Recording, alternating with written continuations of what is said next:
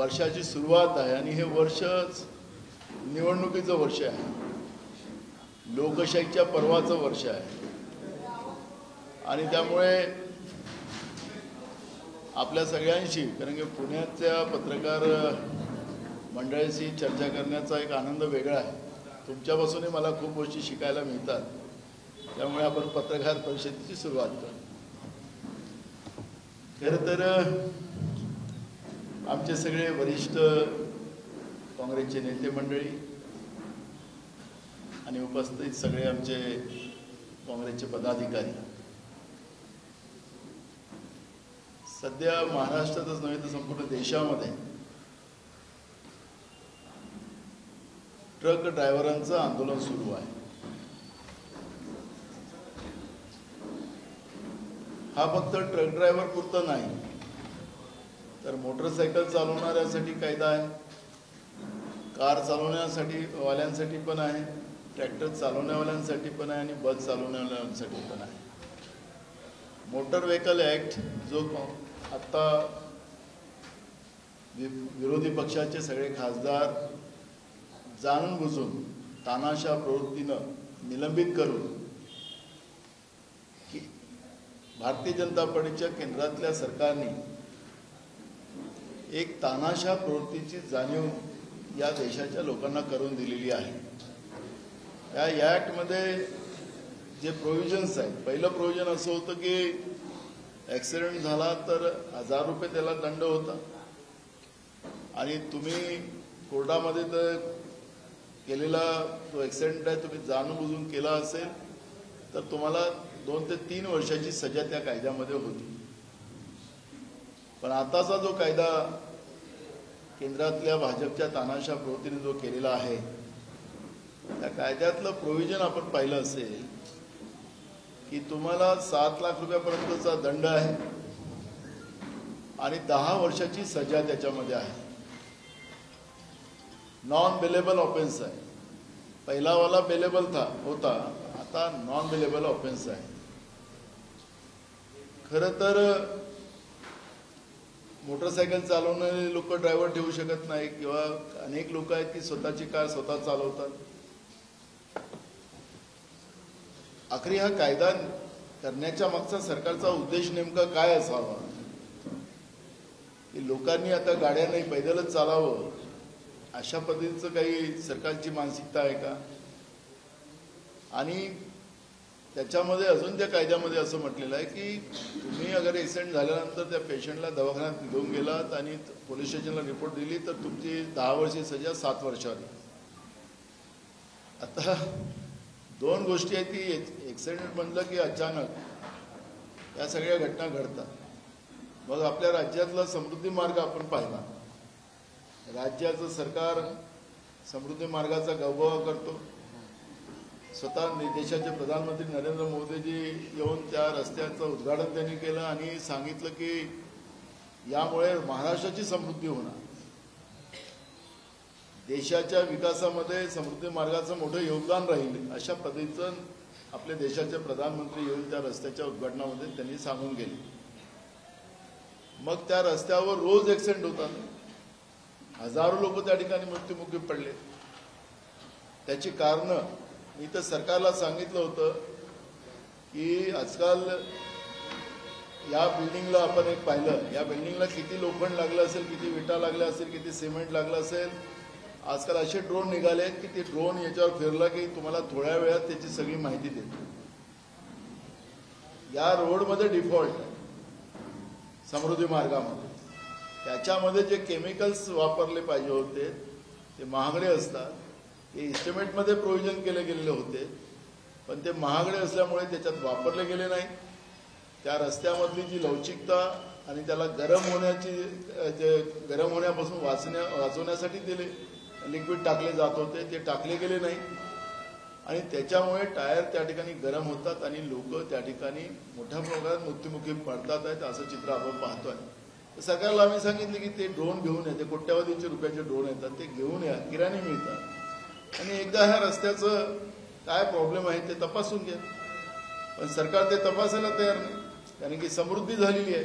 तर सरकारमध्ये बसलेल्या लोकांची समृद्धी झालेली आहे पण महाराष्ट्राच्या लोकांचा जीव त्याच्यामध्ये जातो आहे, त्याचं काही घेणं देणं सरकारला नाही. अशा पद्धतीचे भाजप-प्रणित सरकार महाराष्ट्रातलं आपल्याला पाहायला मिळते आहे. मी रेल्वेनं आज आलो, जळगाववरून काल मी निघालो, तर सकाळीच मला स्टेशनवर मोठ्या प्रमाणात तरुण मुलं मुली मिळाले.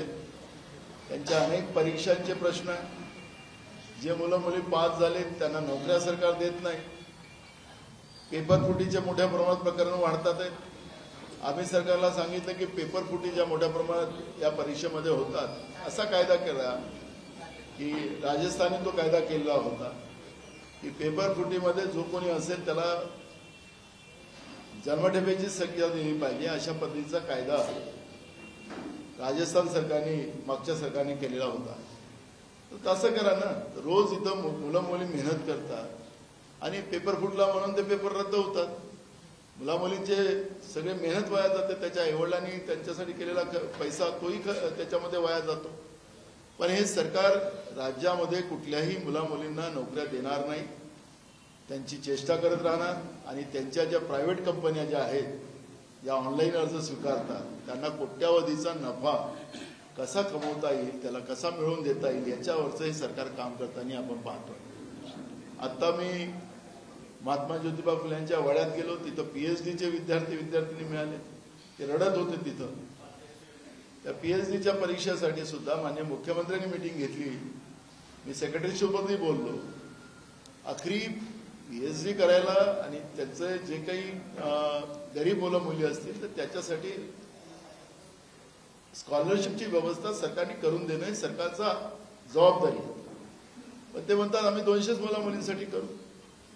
आता राज्यातले उपमुख्यमंत्री पदावर असलेले लोक तुम्ही PhD करून का दिवे लावणार आहे का असं म्हणतात. आखरी काय चाललेलं आहे या महाराष्ट्रामध्ये आणि देशपातळीवर सुद्धा हे सगळं आज परिस्थिती आहे. शेतकऱ्यांच्या आत्महत्या मोठ्या प्रमाणात महाराष्ट्रात होतात आहे आणि महाराष्ट्रात शेतकऱ्यांच्या आत्महत्या असताना आम्ही विधानसभेत सरकारला आम्ही जे प्रश्न केले, पावसाळी अधिवेशनामध्ये मुख्यमंत्र्यांनी जे भाषण दिलं तेच भाषण आता हिवाळी अधिवेशनातही दिले. ते पावसाळी अधिवेशनाचेही जे आश्वासन दिले त्याचे आश्वासन पूर्तता सरकारने केली नाही आणि आता सुद्धा तेच भाषण दिलं. म्हणजे शेतकरी रोज आत्महत्या करतात. शेतकऱ्यांच्या म्हणजे पहिल्यांदा असं झालं महाराष्ट्रामध्ये की कांदा उत्पादक असेल की अनेक शेतकरी असतील की वर्षभर आंदोलन करताना आपण पाहिजे. वर्षभर शेतकऱ्यांच्या विरोधातलं हे सरकार, केंद्रातलं आणि राज्यातलं, हे कोणाच्या बाजूने सरकार आहे कळायला नाही. महागाईबद्दल सुद्धा आपण पाहतोय की राजस्थानमध्ये 450 रुपयाचा गॅस सिलेंडर केला असं मी काल पेपरला जाहिरात वाचत होतो.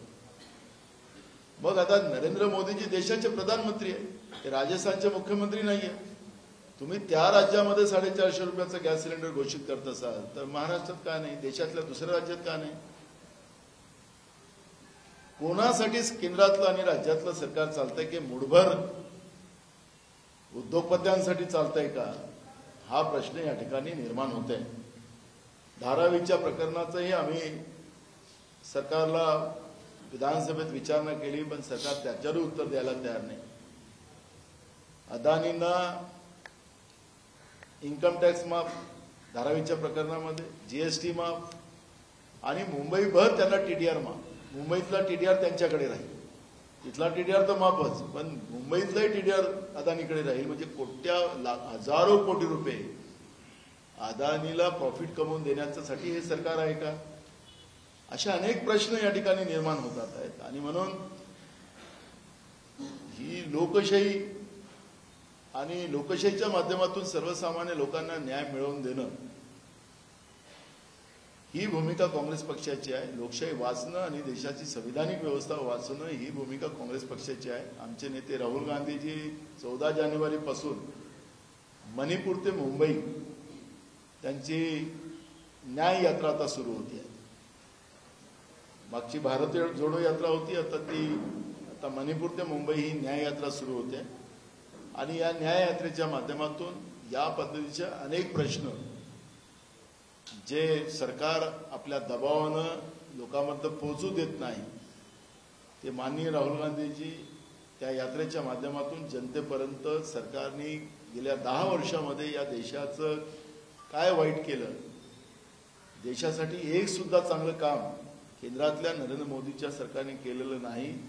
या देशाच्या संविधानिक व्यवस्थेला पदोपद, कारण की आपण आता परवा पाहिलं की निवडणूक आयोगाची नियुक्ती सुद्धा करायचे अधिकार केंद्र सरकारने आपल्याकडे घेऊन घेतले.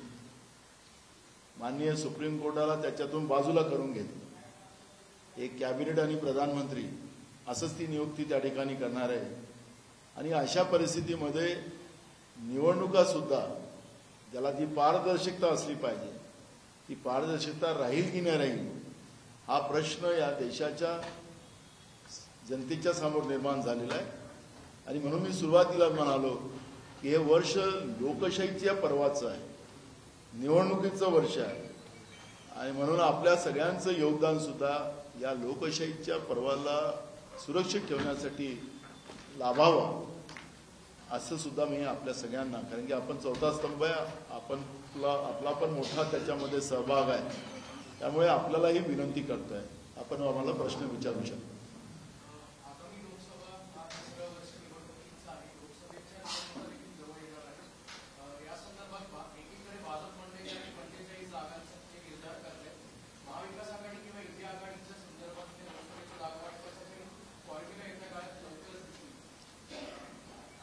आमचा महाआघाडीचा फॉर्म्युला तयार आहे आणि तो लवकरच आपल्याला जागा वाटपाच्या बद्दलचा निर्णय आपल्याला करणार आहे. आमच्यामध्ये कुठलाही वाद नाही आणि खरा वाद तर जे तुम्ही महायुतीचं नाव सांगितलं तिथंच वाद जास्त आहे.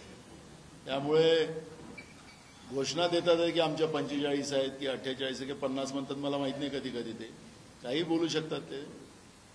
त्यामुळे आपल्या महाराष्ट्रामध्ये 48 जागा आहेत पण ते 50ही बोलू शकतात.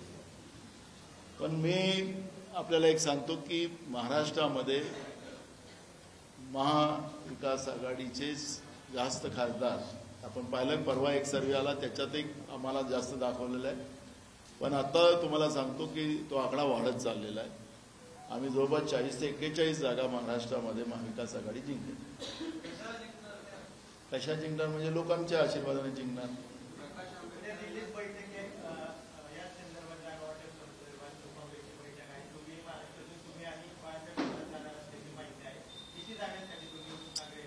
उद्याची मीटिंग जी आहे ती न्याय यात्रा राहुलजींची सुरू होते आहे त्याच्यावर आहे.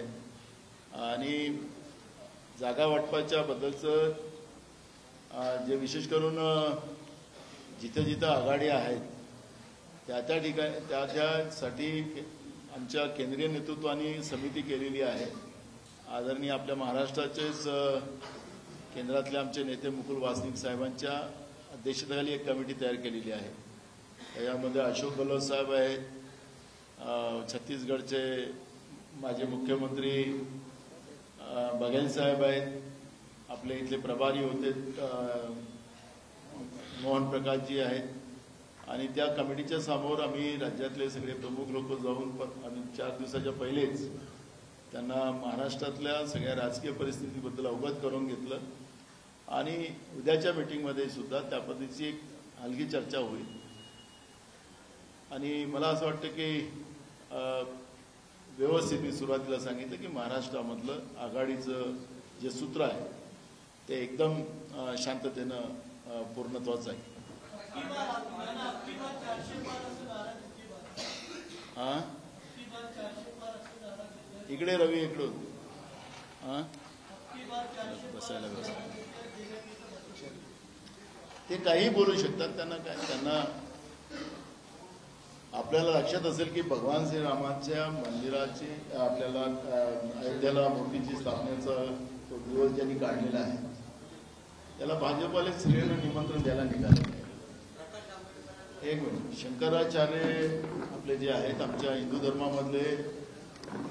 धर्मातले ते आमचे प्रमुख असतात आणि सगळ्या शंकराचार्यांचं म्हणणं असं आहे की अजून मंदिराचं काम पूर्ण झालंच नाही.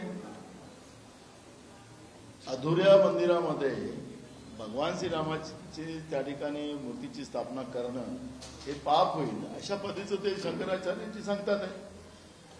आणि भाजप आता तसं भगवान श्रीरामाने त्यांना कॉन्ट्रॅक्टच दिल्यासारखं ते लोकांना निमंत्रण द्यायला निघालेलं आहे. त्यांनी हे पण म्हटलेलं आहे शंकराचार्यजींनी की तुम्हाला निवडणुका लागलेल्या आहेत, पण तुम्ही हे पाप करायला निघालात तर ते पाप तुम्हाला भोगावं लागेल, तेही शंकराचार्यजी सांगतात. त्यामुळे आणि आपण पाहिलं की भाजपचं जे ट्विट होते त्याच्यामध्ये भगवान श्रीरामाला छोटंसं दाखवलं जाते आणि देशाच्या प्रधानमंत्री साहेबांना मोठं दाखवलं जाते. त्याच्याही पलीकडे ते जातात की 2022 पर्यंत देशातल्या सगळ्या लोकांना नरेंद्र मोदीजीने घरं बांधून दिले, आता भगवान श्रीरामालाही घर बांधून दिलं असंही ते म्हणतात. आता कळायलाच कारण नाही आहे की आमचं श्रद्धास्थान भगवान श्रीरामजी मोठे आहेत, यांचे नरेंद्र मोदी मोठे आहेत, हे कळायलाच कारण नाही कोणाला. देशाच्या लोकांना, मी पण हिंदू आहे, मला पण कळायला कारण नाही की नेमकं काय चाललं या देशामध्ये. माणूस मोठा का देव मोठा.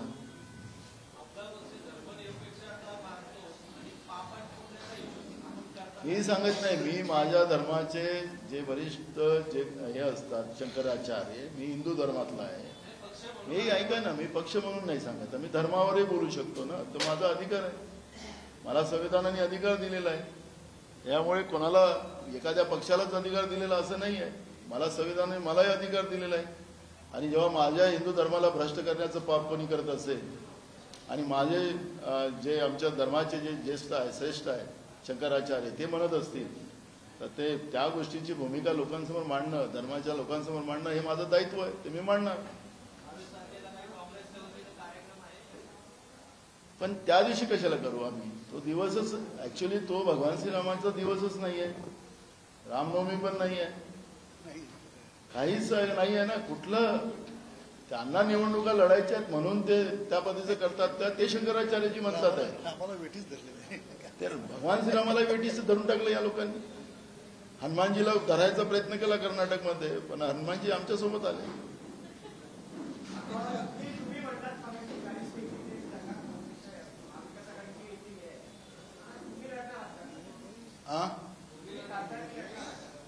मला पक्षाने आदेश दिला तर ते मी लढेल. मला काय, मी शिपाई आहे पक्षाचा, त्याच्यामुळे मी लढणार की नाही लढणार हे माझा निर्णय नाही, माझ्या पक्षश्रेष्ठीचा निर्णय राहणार. पुण्याचा उमेदवार तुम्हाला लवकरच आम्ही उमेदवार पण जाहीर करू.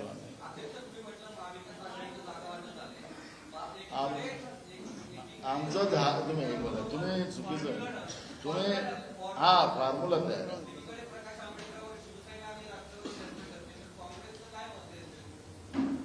परवा पवार साहेबांचा मला फोन आलेला होता.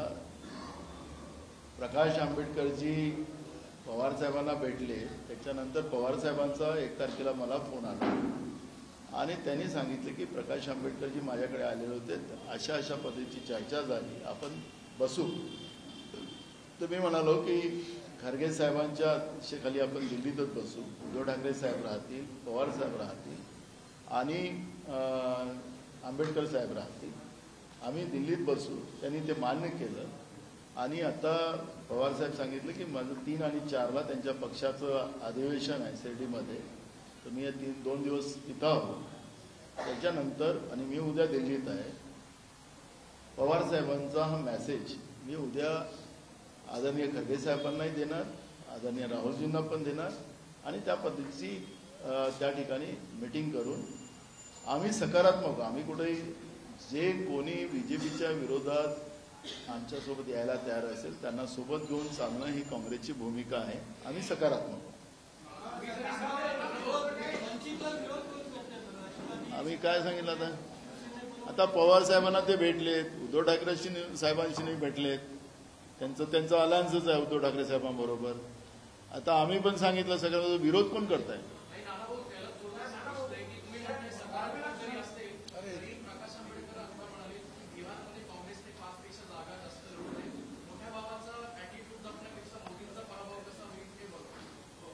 मला एक कळतं की आखरी आम्ही आमच्या पक्षाचा निर्णय घ्यायला आम्ही सक्षम आहोत, त्यांच्या पक्षाचा निर्णय घ्यायला ते सक्षम आहे. आखरी ज्यावेळेस बसू त्यावेळेस चर्चा करू. मीडियाच्या समोर ह्या चर्चा होऊ शकत नाही असं मला वाटतं. आंबेडकर साहेब मोठे आहेत, त्यांच्याबद्दल मला वक्तव्य करण्याचा काही अधिकार नाही.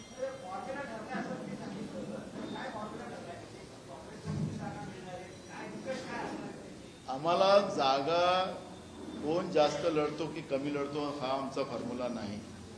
आमचा फॉर्म्युला मेरिटच्या आधारावर आहे आणि आम्ही तिन्ही पक्षांनी तो निर्णय केलेला आहे. तो फॉर्म्युला तयार आहे.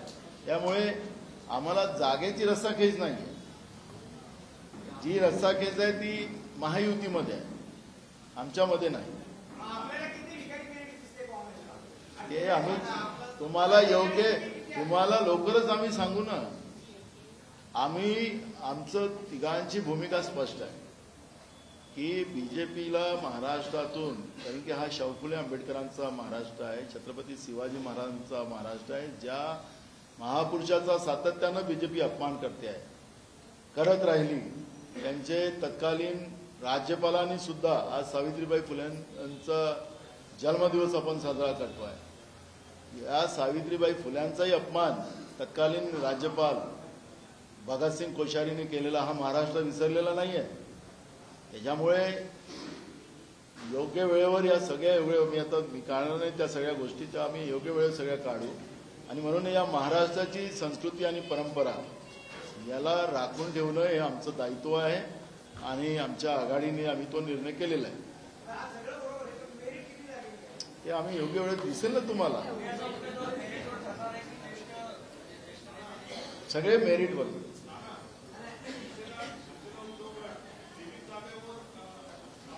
मला एक कळत नाही, उद्धव साहेबांनी स्वतः प्रेस कॉन्फरन्स घेऊन त्यांनी एकही शब्द बोलले नाही की आम्ही 23 लढणार आहोत की 25 लढणार आहोत की 10 लढणार आहोत. उद्धव ठाकरे साहेब बोललेत का?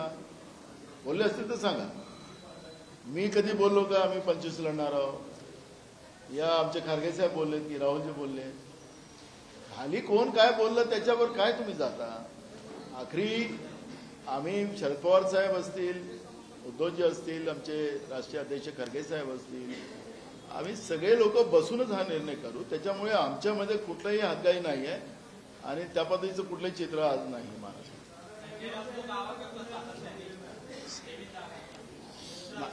त्याच्यानंतर उद्धव साहेबांनी मिटिंग घेतली, प्रेस कॉन्फरन्स घेतली. उद्धव साहेबांनी त्याच्यानंतर सांगितलं, पहिले नाही सांगितलं. 23च्या नंतर उद्धव साहेबांनी मिटिंग घेऊन सांगितलेलं आहे. त्याच्यामुळे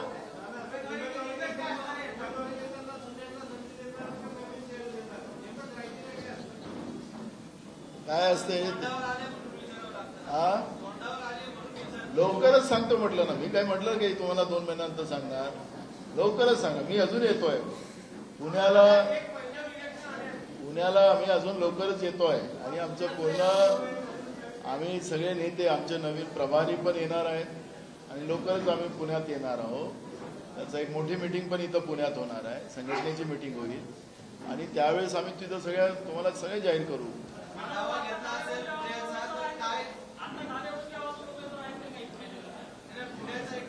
काही मैदानात आहेत, काही इथं आहेत.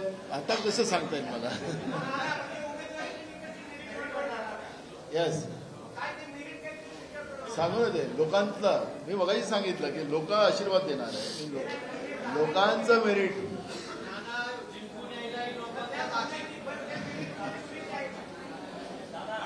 हा ते झालं त्या मागच्या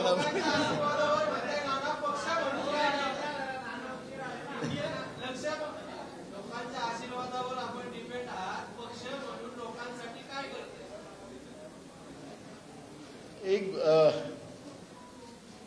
काँग्रेसने, मी इतिहासात जाणार नाही, पण काँग्रेसने 60 वर्षामध्ये या देशाला ज्या पद्धतीने सांभाळलेलं आहे ते तुम्हा आम्हाला नाकारता येत. आमचं म्हणणं आहे की दावा आहे आमचा की 10 वर्षामध्ये जे आश्वासन 2014 मध्ये 2019 मध्ये भाजपनी, नरेंद्र मोदीजींनी या देशाला दिले त्याच्यातलं एक तरी आम्हाला त्यांनी काम सांगा. एक सिंगल. ऐका, कुठे शेतकऱ्यांचा 1.5 भाव त्यांच्या शेतीच्या मालाला वाढवून दिलं? कुठल्या 2 कोटी युवकांना नोकऱ्या दिल्या? कुठला काळा धन आणून 15 लाख रुपये दिले? ते म्हणतात की 2022 पर्यंत आम्ही सगळ्या लोकांना घरं दिली, असं त्यांचं म्हणणं आहे. त्यांचेच लोक बोलतात की आता 2022 पर्यंत लोकांना घरं दिली, आता भगवान श्रीरामाला घर बांधून दिली. माझा मुद्दा एकच आहे की सिंपल आहे, काँग्रेस सकारात्मक विचारांनी जनतेपर्यंत जाणार आणि आम्ही जो शब्द देऊ तो शब्दावर जनता विश्वास करेल. आणि तुम्हाला सांगतो, काँग्रेसने ज्या ज्या राज्यात शब्द दिला तो शब्द काँग्रेसने पाळला. आता आम्ही काल तेलंगणा जिंकलो, तिथं दिलेला शब्द एका पहिल्या कॅबिनेटमध्ये आम्ही त्याला सुरुवात केली. कर्नाटकमध्ये त्याच पद्धतीने केलं. पण यांचं तर काहीच नाही. इकडे घोषणा करतात आणि जुमला म्हणून सांगतात.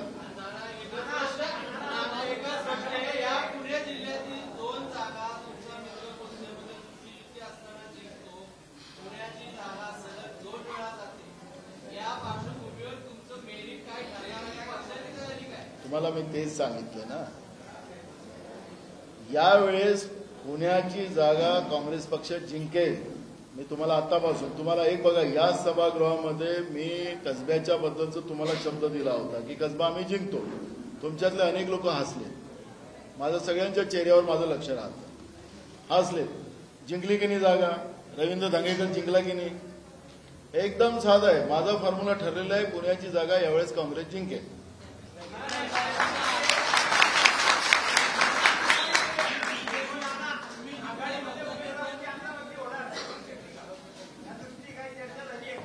तुम्हाला आमचा फॉर्म्युला ठरलाय ते आम्ही योग्य वेळी सांगू.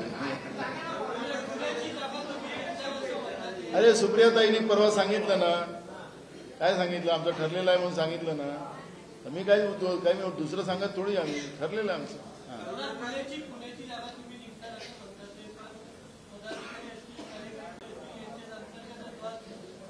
मला कसब्याच्या जागेतही हेच तुम्ही सांगितलं होतं. मग आता ही जागा तर येऊनच येत नाही असं सांगत होते.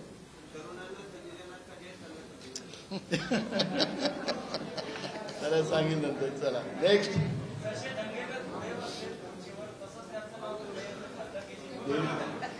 एक बघा, सर्व्हेमध्ये जे नावं येतील कोणाला दिल्ली मुंबई द्यायची गरज नाही. त्याला त्याच्या घरी आम्ही तिकीट द्यायची व्यवस्था.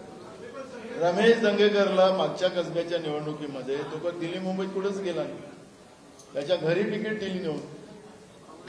बरोबर आहे, नेऊन दिली की नाही घरी? यावेळेस हे घरपोच जाईल. ज्याचं नाव मेरिटमध्ये त्याचं नाव देऊ. हा,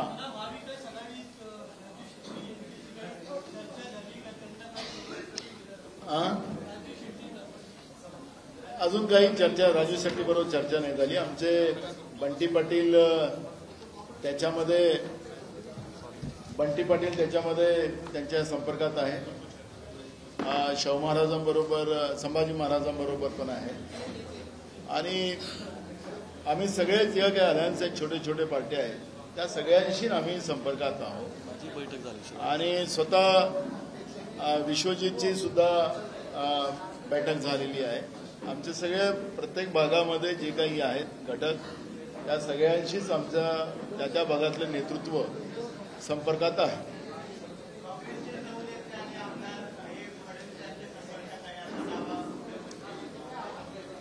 बघा, मी आताच मी ज्या हॉटेलला थांबलो तिथंच मला कमीत कमी 1000 मुलं आज काँग्रेसमध्ये त्यांनी प्रवेश केला. तरुण मुलांनी प्रवेश केला. दंगेकर साहेब होते माझ्याबरोबर. 1000 मुलांनी प्रवेश केला. ते वंचितसाठी काम करत होते, ते काँग्रेसमध्ये आले. तरुणांचा ओघ हा आता काँग्रेसकडे आहे.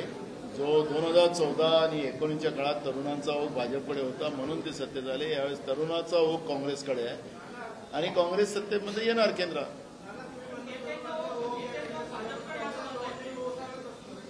आता बघा ना, जागा नाही पाय ठेवायला. अरे बाबा, रोज पार्टीचं काम थोडी असतं. सगळ्यांना मैदानात तर असलं पाहिजे ना. मैदान त्यालाच आम्ही लोकशाही मानणारी लोक आहोत.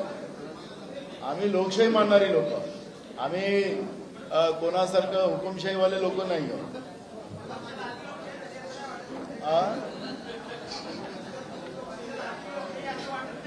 कुठली? सगळ्यांचे अधिकार आहेत, व्यक्ती स्वातंत्र्य आहे. आमच्याकडे हुकुमशाही नाही आहे. त्यामुळे काही नेक्स्ट. Okay, thank you everybody. देश विदेशातील प्रत्येक घडामोडींचे लाईव्ह अपडेट मिळवण्यासाठी आता साम टीव्हीच्या सर्व सोशल मीडिया प्लॅटफॉर्मला लाईक, फॉलो आणि सबस्क्राईब करा. तसंच सर्व नोटिफिकेशनसाठी बेल आयकॉन प्रेस करायला विसरू नका.